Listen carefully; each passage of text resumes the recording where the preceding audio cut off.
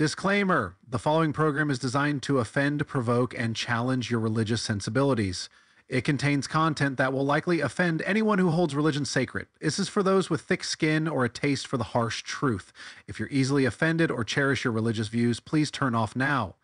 Viewer discretion is strongly advised. You have been warned. Welcome back to Troll the Verse, where no verse is safe from our skeptical gaze. Today, we're unpacking Genesis, Chapter 2, diving deep into the finer details of creation that Chapter 1 skipped. Did you think the plot holes in Chapter 1 were intriguing? Brace yourself for Chapter 2, where things get even more personal and, frankly, a bit more perplexing. Before we jump in, remember to smash that like button, subscribe if you haven't yet, and ring that bell for notifications. Got thoughts? Drop a comment below. Whether you agree or disagree, we're here for it all. Now, let's get into the real story of how humans and their leafy paradise came to be, according to Genesis 2. We'll start off just like we did in episode 1, right from the beginning of Genesis chapter 2 until the end. The first 3 scriptures read as follows. Thus the heavens and the earth were finished, and all the host of them. And on the 7th day God ended his work which he had made. And he rested on the 7th day from all his work which he had made. And God blessed the 7th day and sanctified it, because that in it he had rested from all his work, which God created and made. So God finishes creating everything, and then, wait for it, he rests. Rest for an all-powerful being? What, did omnipotence come with a stamina bar? Are we seriously supposed to believe that the entity who spoke the universe into existence got tuckered out? This is God we're talking about. If he's limitless, why does he need a break? It's like Superman taking a nap because saving Metropolis was just too much today.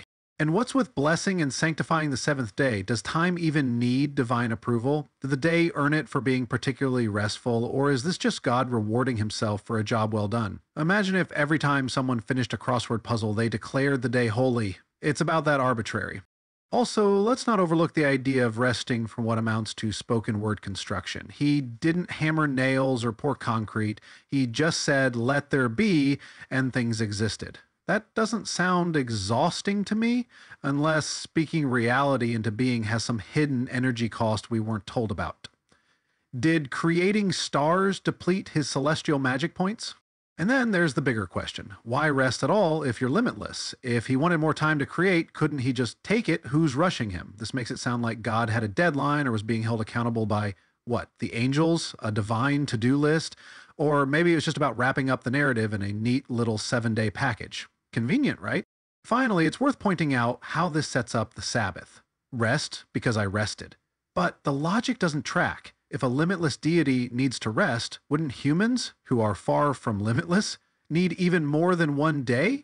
Or are we just mimicking behavior that doesn't make sense in the first place? Either way, it feels less like divine wisdom and more like ancient authors trying to justify their love of a weekly break. These are the generations of the heavens and of the earth when they were created, in the day that the Lord God made the earth and the heavens, and every plant of the field before it was in the earth, and every herb of the field before it grew. For the Lord God had not caused it to rain upon the earth, and there was not a man to till the ground. But there went up a mist from the earth, and watered the whole face of the ground. And the Lord God formed man of the dust of the ground, and breathed into his nostrils the breath of life, and man became a living soul. And the Lord God planted a garden eastward in Eden, and there he put the man whom he had formed. And out of the ground made the Lord God to grow every tree that is pleasant to the sight, and good for food, and the tree of life also in the midst of the garden, and the tree of knowledge of good and evil. That was a bit of a mouthful. Put your jokes in the comments. I can't wait. All right, back to serious business. Let's dig into this, starting with the mist. Apparently, rain wasn't part of the plan yet, so a mist rises from the earth to water everything. But how does that even work? Are we seriously supposed to believe this mist was enough to sustain the entire planet? Global agriculture thriving on morning dew alone? Sure, sounds legit, if you're okay with suspending every shred of scientific reasoning. And then we hit a major contradiction. No plants yet? Wait, didn't Genesis 1 explicitly say God created vegetation on day 3? You know, grass, herb-yielding seed, and fruit trees? The full salad bar? But here, Plants are on hold because there's no rain or man to till the ground. So, which is it? Were plants created before humans or after? This feels less like divine inspiration and more like the authors forgot to coordinate their storylines. And in case anyone forgot, we're supposedly on the seventh day here. Genesis 1 says the heavens and the earth were already finished, but Genesis 2 rolls in like, actually, we're still working on a few things. Did God not get the memo?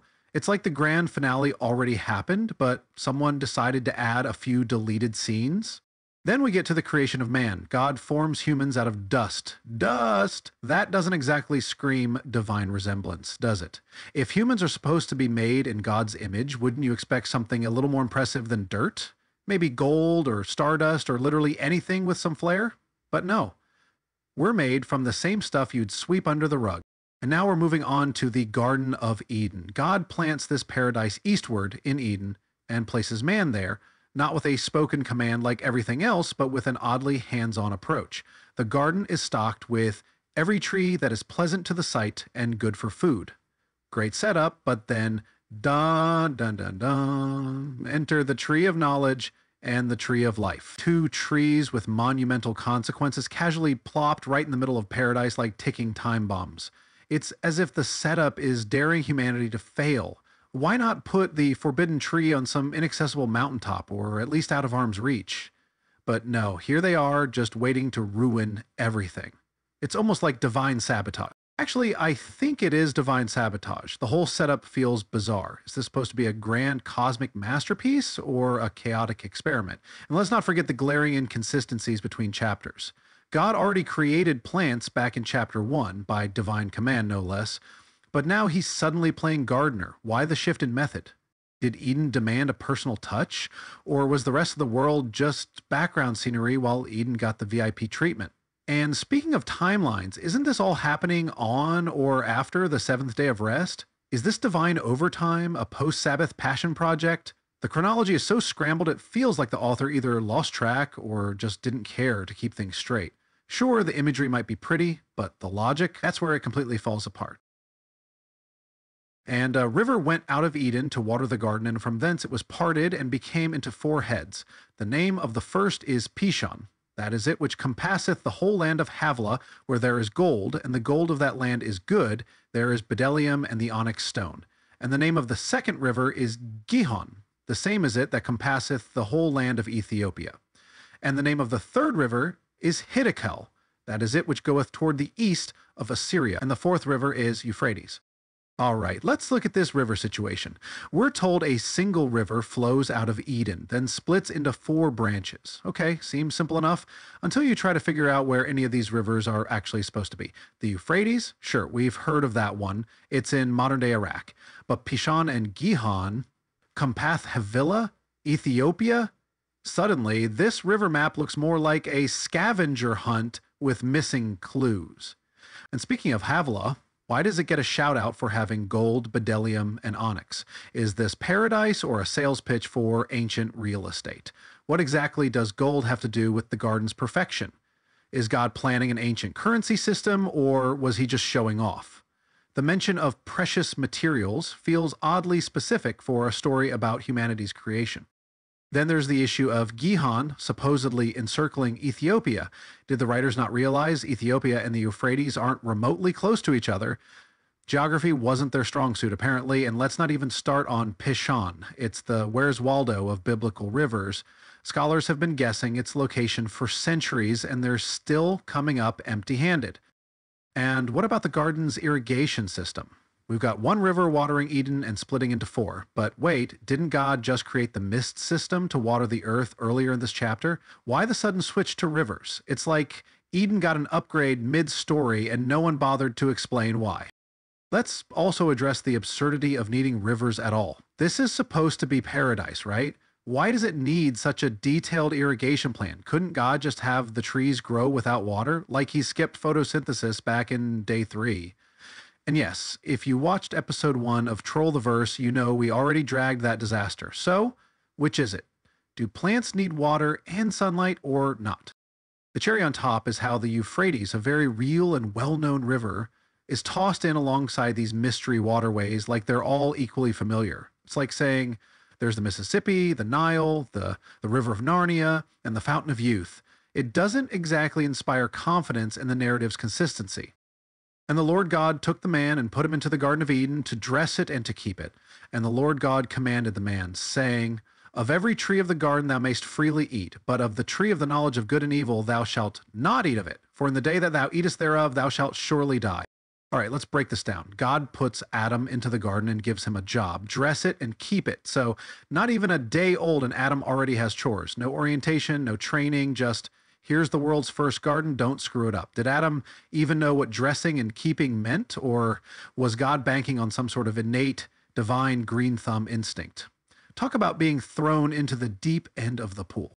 And then the infamous command, you can eat from every tree except one, the tree of knowledge of good and evil. Now, hold up. Every tree is good for food, but this one tree is off limits? Why even put it in the garden in the first place?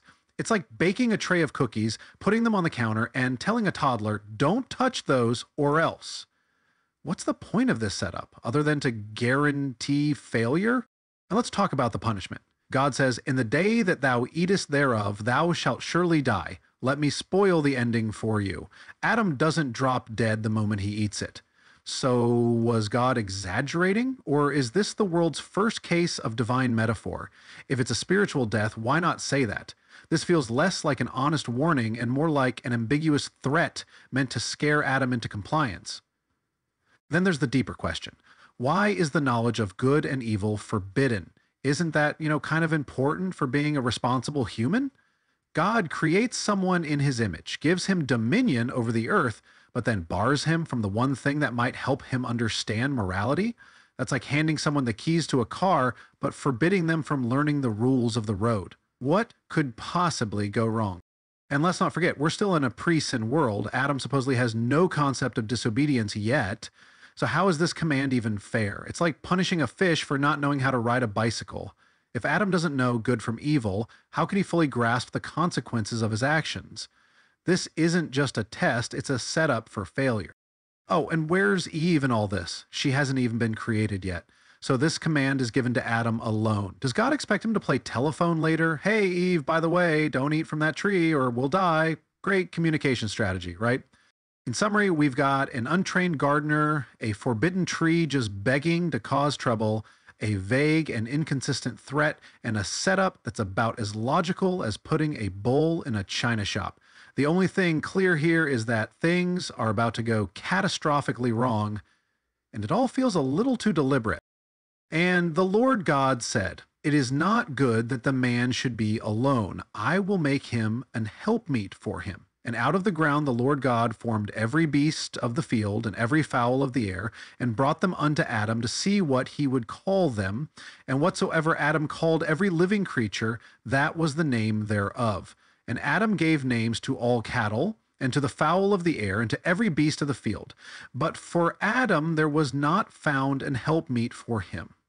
And the Lord God caused a deep sleep to fall upon Adam, and he slept, and he took one of his ribs, and closed up the flesh instead thereof. And the rib, which the Lord God had taken from man, made he a woman, and brought her unto the man. And Adam said, This is now bone of my bones, and flesh of my flesh.